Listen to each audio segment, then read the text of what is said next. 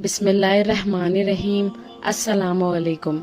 حضرت عائشہ رضی اللہ تعالیٰ عنہ فرماتی ہیں، جب ابر، آندھی وغیرہ ہوتی تھی تو حضور اقدس صلی اللہ علیہ وسلم کے چہرے انور پر اس کا اثر ظاہر ہوتا تھا اور چہرے کا رنگ فق ہو جاتا تھا، اور خوف کی وجہ سے کبھی اندر تشریف لے جاتے، کبھی باہر تشریف لاتے اور یہ دعا پڑھتے تھے: اللہم انی اسألوکا خیرہا وخیر ما فیہا وخیر ما ارسلت بھی واعوذ بک من شرہا وشر ما فیہا وشر ما ارسلت بھی۔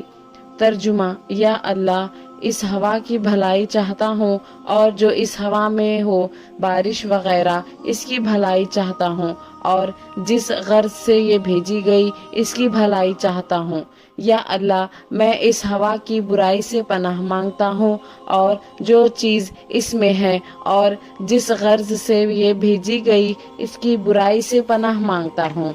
اور جب بارش شروع ہو جاتی تو چہرے پر انبساط شروع ہوتا۔ میں نے عرض کیا کہ یا رسول اللہ صلی اللہ علیہ وسلم، سب لوگ جب ابر دیکھتے ہیں تو خوش ہوتے ہیں کہ بارش کے آثار معلوم ہوئے، مگر آپ صلی اللہ علیہ وسلم پر ایک گرانی محسوس ہوتی ہے۔ حضور صلی اللہ علیہ وسلم نے ارشاد فرمایا: عائشہ، مجھے اس کا کیا اطمینان ہے کہ اس میں عذاب نہ ہو۔ قوم عاد کو ہوا کے ساتھ ہی عذاب دیا گیا اور وہ ابر کو دیکھ کر خوش ہوئے تھے۔ اس ابر میں ہمارے لیے پانی برسایا جائے گا، حالانکہ اس میں عذاب تھا۔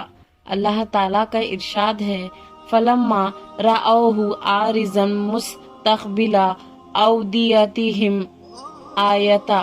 ترجمہ: ان لوگوں نے یعنی قوم عاد نے جب اس بادل کو اپنی وادیوں کے مقابل آتے دیکھا تو کہنے لگے: یہ بادل تو ہم پر بارش برسانے والا ہے۔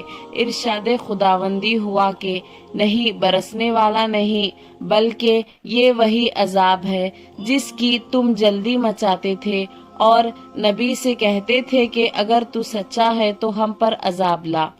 ایک آندھی ہے جس میں دردناک عذاب ہے، جو ہر چیز کو اپنے رب کے حکم سے ہلاک کر دے گی۔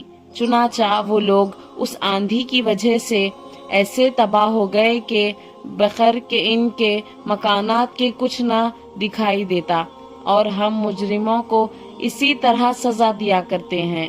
یہ اللہ کے خوف کا حال اس پاک ذات کا ہے جس کا سید الاولین والآخرین ہونا خود اتنی کہ ارشاد سے سب کو معلوم ہے۔ خود کلام پاک میں یہ ارشاد ہے کہ اللہ تعالیٰ ایسا نہ کریں گے کہ ان میں آپ کے ہوتے ہوئے ان کو عذاب دیں۔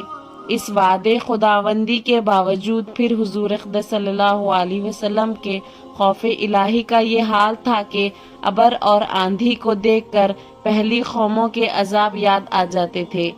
اسی کے ساتھ ایک نگاہ اپنے حال پر بھی کرنا ہے کہ ہم لوگ ہر وقت گناہوں میں مبتلا رہتے ہیں اور زلزلوں اور دوسری قسم کے عذابوں کو دیکھ کر بجائے اس سے متاثر ہونے کے توبہ استغفار، نماز وغیرہ میں مشغول ہونے کے دوسری قسم کی لغو تحقیقات میں پڑ جاتے ہیں۔